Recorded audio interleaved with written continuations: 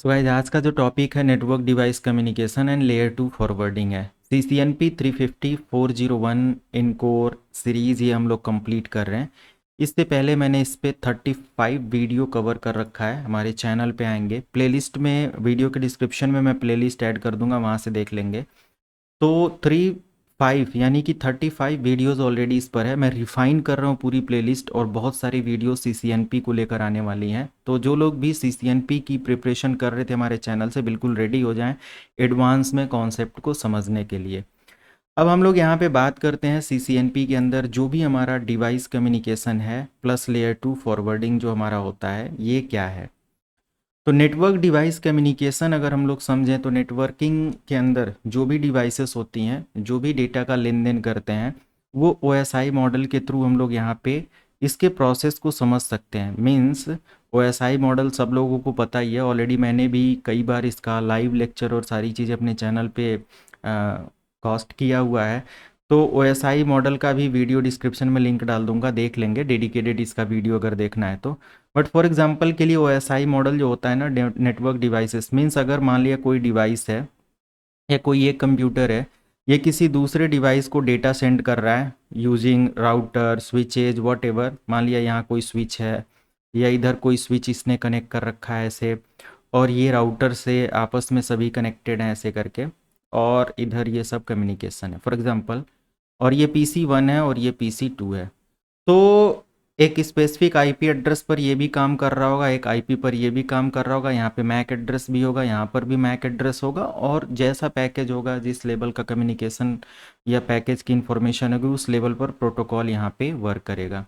तो OSI model जो होता है ना, ये 7 लेयर कॉन्सेप्ट होता है। थोड़ा सा मैं इंट्रोड्यूस कर देता हूँ, डेडिकेटेड वीडियो डिस्क्रिप्शन में मिल जाएगा, बट उसको बाद में भी आप देख सकते हैं। तो यहाँ पे 7 लेयर के बिहाफ पर हमारा जो होता है पैकेट प्रोसेस, समझ में आता है कि हमारा पैकेट कब कैसे किस लेयर से होते हुए जा रहा है, और पूरा इसको आप समझ सकते हो कि बैकएंड प्रोसेस क्या है। तो OSI मॉडल जो है ना, ये सिंपल आपको 7 लेयर के बिहाफ पर इस प्रोसेस को डिस्प्ले करता है, प्रोसेस को मॉनिटर कराता है कि या this is the process of communication, right. तो ये हो गया। बट यहाँ पे लेयर 2 फॉरवर्डिंग की अगर बात की जाए, सो लेयर 2 फॉरवर्डिंग मीन्स एक स्विच लेवल की फॉरवर्डिंग है। और यहाँ पे देख रहे हो स्विचेज क्या करते हैं, पैकेट को ट्रांसफ़र करते हैं from source to destination, right. अब जो भी यहाँ पे हमारा कम्युनिकेशन है, ओके मैं यहाँ से पेन कनेक्ट कर लूँ या। तो यहाँ पे आप देख सकते हो कि जो भी हमारा packet from source to destination इधर जाएगा, इसमें स्विच अगर हेल्प करेगा पैकेट फॉरवर्डिंग में, तो हमारा लेयर 2 फॉरवर्डिंग स्टेब्लिश होगा। और लेयर 2 फॉरवर्डिंग जो होता है, ये मैक एड्रेस के बिहाफ पर होता है। मैक एड्रेस 48 बिट्स का एक फिजिकल आइडेंटिटी एड्रेस होता है, जो कि हमारे कंप्यूटर सिस्टम पे जो NIC कार्ड होता है उसके लिए। तो जब ये कंप्यूटर अपना कोई भी पैकेज सेंड करेगा इन लेयर 2 प्रोसेस, तो यहाँ पे इस पैकेज के अंदर एग्जैक्टली डेस्टिनेशन कौन होगा, आईपी होगा कि हमारा जो सोर्स है वो 10.0.0.20 है, सॉरी 10 है, और जो हमारा डेस्टिनेशन है वो 10.0.0.20 है। इसका एक स्पेसिफिक मैक एड्रेस होगा और इसका भी एक मैक एड्रेस होगा, राइट। बट यहाँ पे जो पैकेज होगा उसके अंदर ये इन्फॉर्मेशन आपका एग्जैक्ट होगा और विथ मैक एड्रेस की भी डिटेल होगी। तो ये पैकेट जब इधर आएगा, तो इस पैकेट को जब यहाँ पे मिलेगा, तो ये स्विच जो है ना, अपनी टेबल के अंदर इस मैक एड्रेस को देखेगा और इस मैक एड्रेस को सर्च करने के लिए आगे पैकेट को फॉरवर्ड करेगा। यहाँ पे उस पैकेट के अंदर चेक होगा कि यहाँ पे कोई ऐसा मैक एड्रेस है जो कि डेस्टिनेशन के लिए शेयर किया गया है। तो मैक एड्रेस इधर जब वेरीफाई हो जाएगा, तो प्रोसेस यहाँ पे ये होगा कि हमारा पैकेट इधर जाकर इस पीसी को रिसीव होगा। मीन्स यहाँ पे ये जो लेयर 2 फॉरवर्डिंग हो रहा है, यहाँ पे मैक एड्रेस रिस्पॉन्सिबल हो रहा है पैकेट को एग्जैक्ट लोकेशन पर डिलीवर करने के लिए।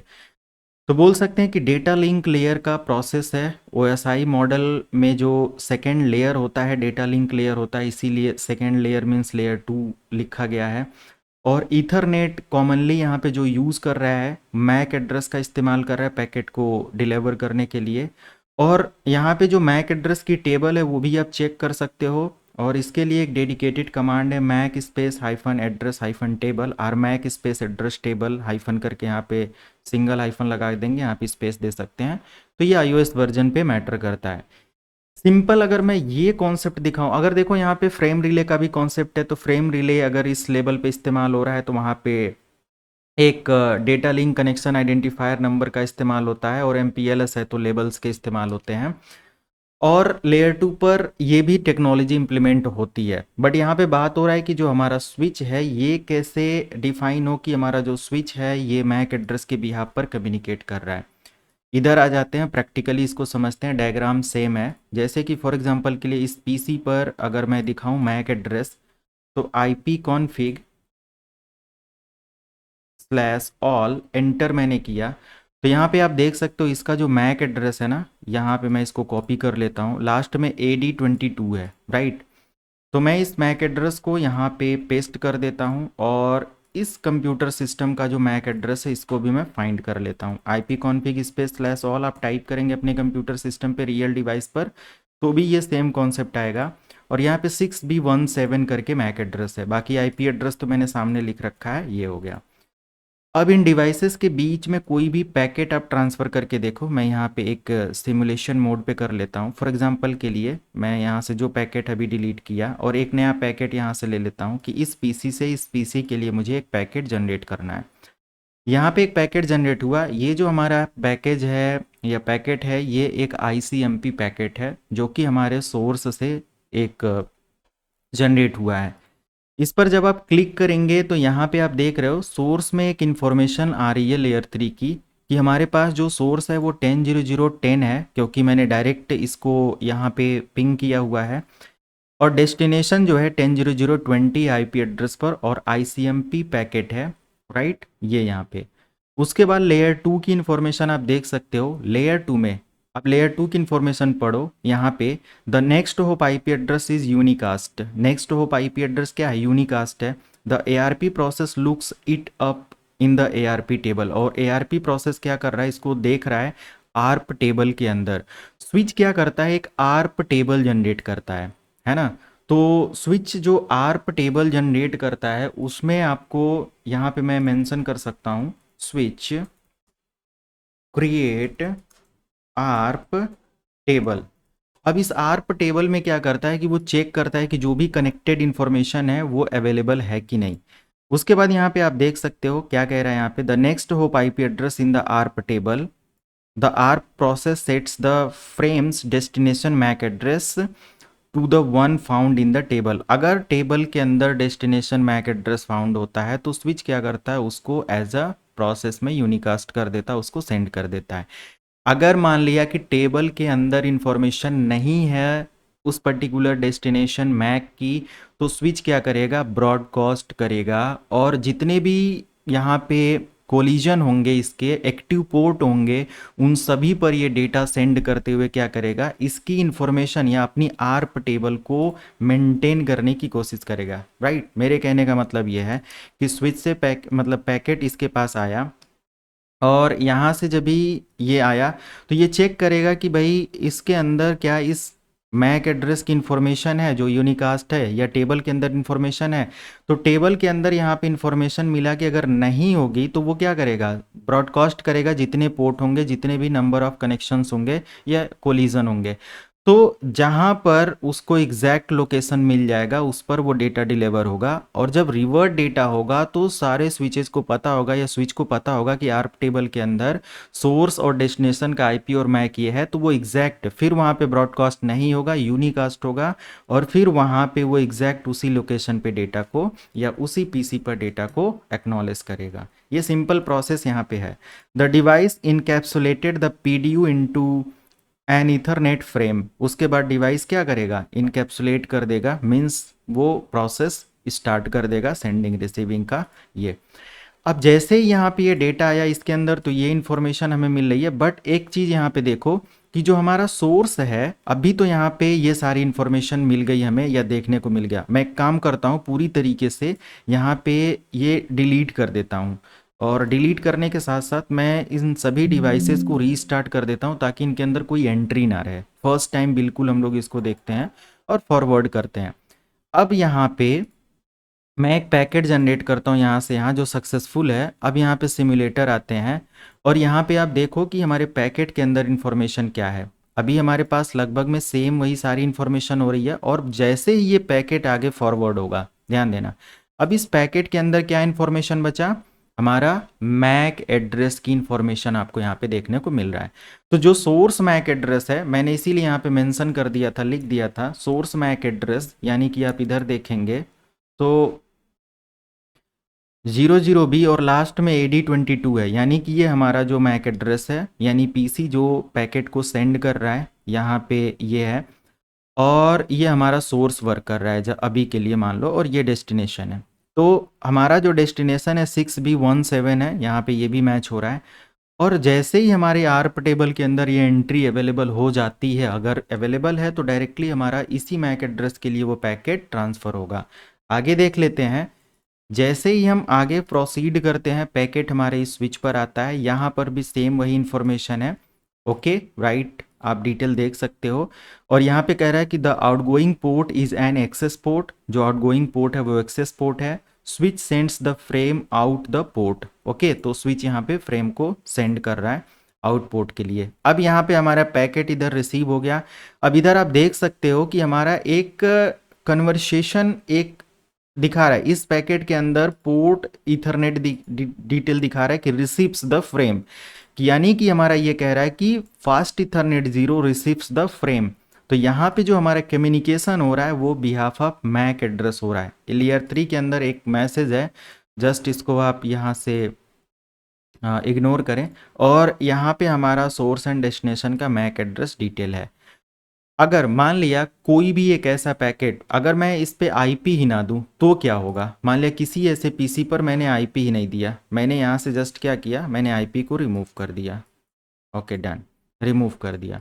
अब तो यहाँ पे अगर मैं इस पैकेट को डिलीट कर दूं और रियल टाइम पे आ जाऊं एंड वंस अगेन मैं यहाँ से कोई पैकेट जनरेट करूँ, तो पैकेट यहाँ पे प्रोग्रेस रहेगा। अब देखो इसमें क्या होगा कि यहाँ से हमारा ICMP पैकेट 8, क्योंकि इसके पास IP ही नहीं है, बट यहाँ से जैसे ही हमारा पैकेट इधर आएगा, ये देखो डायरेक्टली इस पीसी से नहीं यहाँ पे आ गया, और मैक एड्रेस यहाँ पे देख रहे हो ना, LLC और BPDU, इन सब चीज़ों की चेकिंग हो रही है। मैक एड्रेस और LLC इनका चेकिंग हो रहा है, वेरिफिकेशन हो रहा है, और फाइनली ये दोनों जगह पे पैकेट जा रहा है, दोनों जगह पे फास्ट इथरनेट पर देख सकते हो। और यहाँ पे भी हमारा एक तरफ तो इन्फॉर्मेशन दिखा रहा है कि भाई देखो एक हमारा C022 करके ऐसे कुछ है, बट ये एक रैंडम इन्फॉर्मेशन है, और इसके अंदर कुछ ऐसे इन्फॉर्मेशन दिखा रहा है LLC एंड BPDU की इन्फॉर्मेशन। तो BPDU LLC आगे हम लोग कवर करेंगे, देखेंगे, बट यहाँ पे विदाउट IP अगर देखा जाए तो कोई यहाँ पे कन्वर्सेशन पॉसिबल ही नहीं है। बट स्विच क्या कर रहा है, यहाँ पे अपने पास जो कम्युनिकेशन एड्रेस इस्तेमाल कर रहा है लेयर 2 के अंदर, आप देखेंगे जैसा कि मैं यहाँ पे IP दे देता हूँ 10.0.0.10 एंड 10.0.0.1, ये गेटवे मैंने दे दिया, गेटवे की वजह से इस नेटवर्क को ज़रूरत नहीं है। अब हमारा पीसी जो है वो पैकेट प्रॉपर जनरेट करेगा, और इसके अंदर आप देखेंगे मैक एड्रेस की इन्फॉर्मेशन यहाँ पे मिल जाएगा, राइट। इसको मुझे क्या करना होगा, दोबारा से जनरेट करना होगा, एंड ये हो गया हमारा जनरेट। और इसका सिमुलेशन हम लोग चेक करते हैं, जस्ट फॉरवर्ड करते हैं। आप इधर देखेंगे तो लेयर 2 पर हमारी इंफॉर्मेशन अवेलेबल है रिलेटेड मैक। ओके, अब इस मैक डिटेल को आप चेक कर सकते हो कमांड के थ्रू। चेक करने के लिए सिंपल आप पीसी पर स्विच पर आएंगे और यहाँ पे टाइप करेंगे सो स्पेस मैक और एड्रेस टेबल, और इसके अलावा एक और कमांड आप ऑपरेट कर सकते हो मैक एड्रेस टेबल। ये दोनों यहाँ पे काम कर रहा है, तो दोनों में से किसी भी कमांड को इस्तेमाल कर सकते हो। यहाँ पे देख रहे हो कि जो भी हमारा FA01 है, इनके पोर्ट और इनकी डिटेल्स यहाँ पे मैच हो रहा है।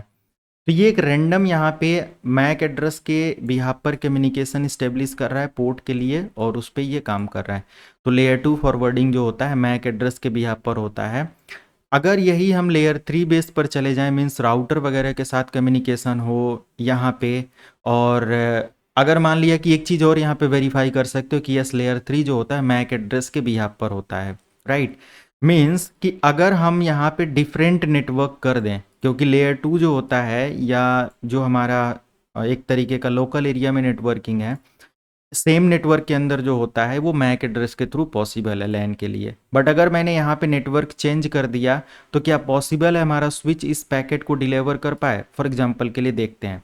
अब जब ट्रबल शूटिंग हम लोग देख रहे हैं तो इसको कर ही लेते हैं। 10.0.0.20 कर दिया और सबनेट मास्क सेम है। मैं यहाँ पे कोई भी एक मैक मतलब ऐसे ही गेटवे दे देता हूँ। ये हमारे पास आईपी है।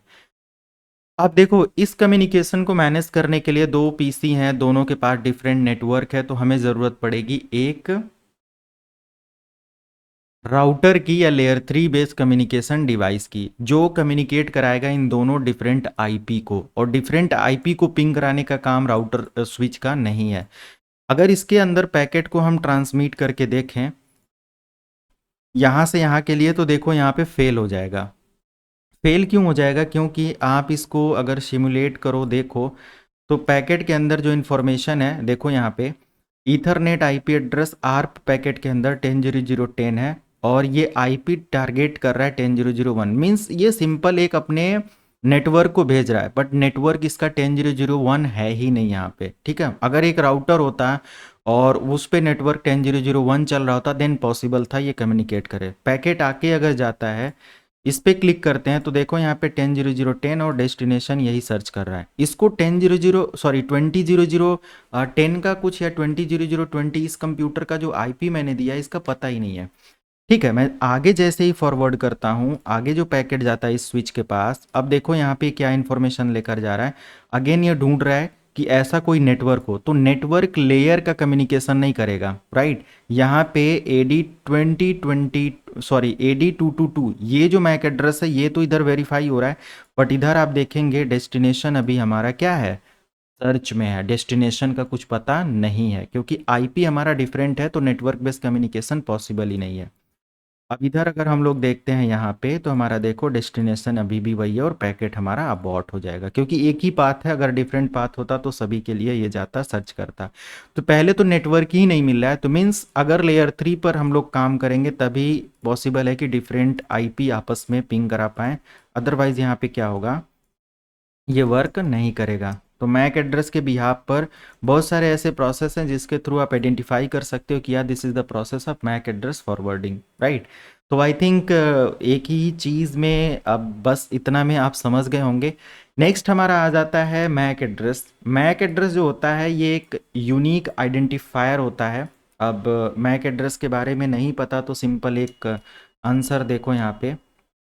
अब एक यूनिक आइडेंटिफायर होता है और ये जो भी एनआईसी कार्ड होता है ना, यानी कि नेटवर्क इंटरफेस कार्ड होता है जिस पे आप लैन केबल या वाईफाई से कनेक्ट करते हो, उस पर ये एड्रेस असाइन होता है और ये एज अ हार्डवेयर एड्रेस सर्व करता है, काम करता है और यूनिक होता है। ये एक हार्डवेयर का अगर एक मैक एड्रेस है तो ऐसा किसी और का नहीं हो सकता। Associated with the data link layer of the network protocol stack, data link layer के साथ एसोसिएट होता है। मीन्स जो हमारा सेकेंड लेयर है लेयर 2, वहाँ पे मैक एड्रेस वेरीफाई होता है और मैक एड्रेस के बिहाफ पर कम्युनिकेशन होता है। स्ट्रक्चर अगर मैक एड्रेस की देखा जाए तो कुछ इस तरीके से हमें स्ट्रक्चर देखने को मिल जाता है जो कि अभी आपने देखा। और इसमें स्टार्टिंग का जो 3 ग्रुप है, यानी कि ग्रुप 1, ग्रुप 2, ग्रुप 3, या 6 डिजिट अगर इधर देखा जाए, या 48 बिट्स का ये होता है, राइट। ये भी ध्यान दें 48 बिट्स का होता है। तो स्टार्टिंग 24 बिट्स जो है इधर, ये आपके OUI ऑर्गेनाइजेशनली यूनिक आइडेंटिफायर का काम करता है। मीन्स किस कंपनी ने इस मैक एड्रेस को बनाया वो आप देख सकते हो। कोई भी मैक वेंडर लुकअप वेबसाइट पे जाके इस एड्रेस को स्टार्टिंग 6 डिजिट जो ये नंबर लिख रहा है 3 ग्रुप्स को ऐड करेंगे आपको मिल जाएगा। ये जो एड्रेस असाइन होता है ये IEEE द्वारा मैनेज होता है। इसका ये स्टैंडर्ड प्रोवाइड या कंट्रोल बोल सकते हो। एंड रिमेनिंग 3 ग्रुप जो होते हैं ये यूनिकली आइडेंटिफाई कराते हैं डिवाइस को जो मैन्युफैक्चरर रेंज में होते हैं, राइट।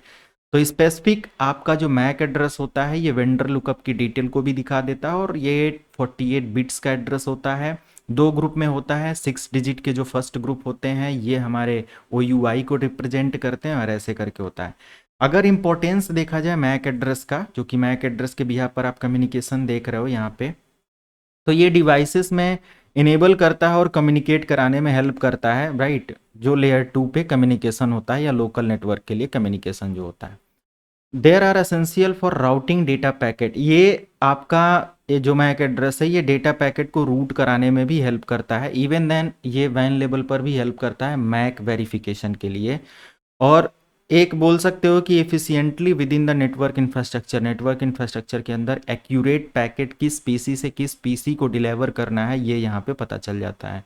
सो मैक एड्रेस एक एक बड़ा रोल प्ले करता है, मीन्स एक इम्पॉर्टेंट रोल प्ले करता है जिसमें एग्जैक्ट लोकेशन पर डेटा डिलीवर होता है और मॉनिटरिंग वगैरह में भी एज अ सिक्योरिटी पर्पज से इसका इस्तेमाल किया जाता है, ये सारी चीज़ें। अब यहाँ पे बात आता है broadcast domain and collision domain, तो इसको हम लोग कवर करेंगे नेक्स्ट पार्ट में। तो पार्ट वाइज यहाँ पे बनाना पड़ेगा, काफ़ी वीडियोस हम लोग यहाँ पे बनाएंगे, तो पार्ट वाइज कवर करेंगे क्योंकि ये भी एक बहुत लंबा टॉपिक है, प्रैक्टिकली समझाया जाएगा। सो होप लेयर 2 फॉरवर्डिंग आपको अभी समझ में आ गया होगा। विथ प्रैक्टिकली इसको सीपीटी पर चेक करेंगे और देखेंगे, और यहाँ पे हम लोग फर्दर बात करेंगे अपने ब्रॉडकास्ट एंड कोलिजन डोमेन की। So hope you like this video and channel को ज़रूर सब्सक्राइब करें, वीडियो को लाइक करें। कोई भी राय है कमेंट सेक्शन में मेंशन कर सकते हो, उसका आंसर ज़रूर मिलेगा। इंस्टाग्राम पर ज़रूर फॉलो करें। माइक्रोसॉफ्ट्स के लिए मिलते हैं नेक्स्ट वीडियो में। Thank you so much.